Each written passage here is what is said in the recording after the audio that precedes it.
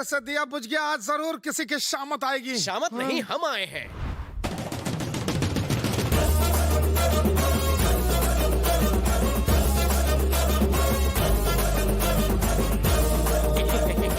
आपके आशीर्वाद और आपकी कृपा से मैं बच गया। मेरी लाइफ तो चितर बितर कर दी थी, है ना टट्टू?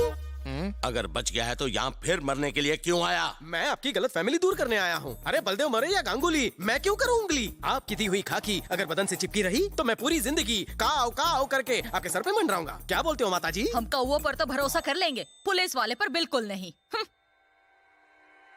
एक बार सोचिए सर, ये असली पुलिस वाला थोड़ी है। इससे पदवी देंगे तो आपका कुत्ता बनकर रहेगा। वैसे भी इलेक्शन आ रहे हैं, जैसे ही छू बोलेंगे भाव भाव करेगा। मुझे इस पर विश्वास नहीं। जानता था आप विश्वास नहीं करेंगे, इसलिए प्राणों से भी प्यारी चीज मैं आपके पास गिरवी रखता हूँ। गिरवी? हाँ। ऐसा क्या है वो? मेरी जिंदगी है वो, जिगर का टुकड़ा, मेरे दिल की धड़कन, मेरी बहन के पति।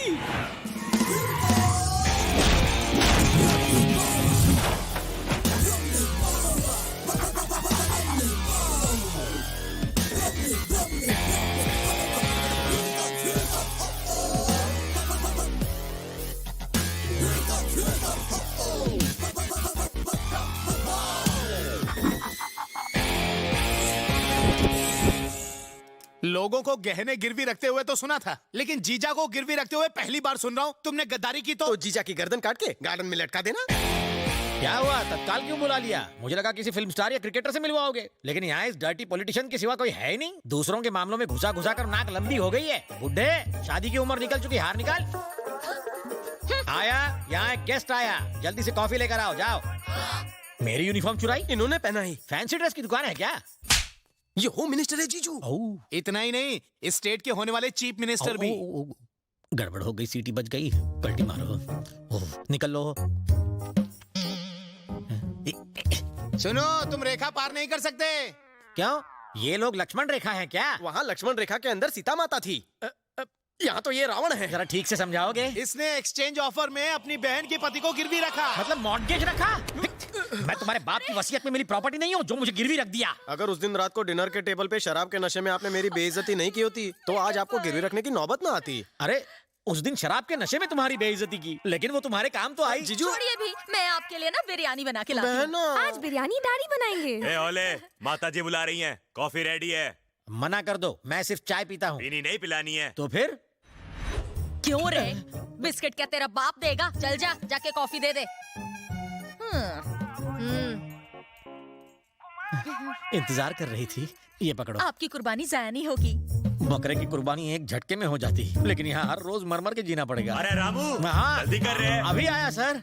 चलता हूँ। और कॉफी चाहिए? नहीं जाओ। हाँ।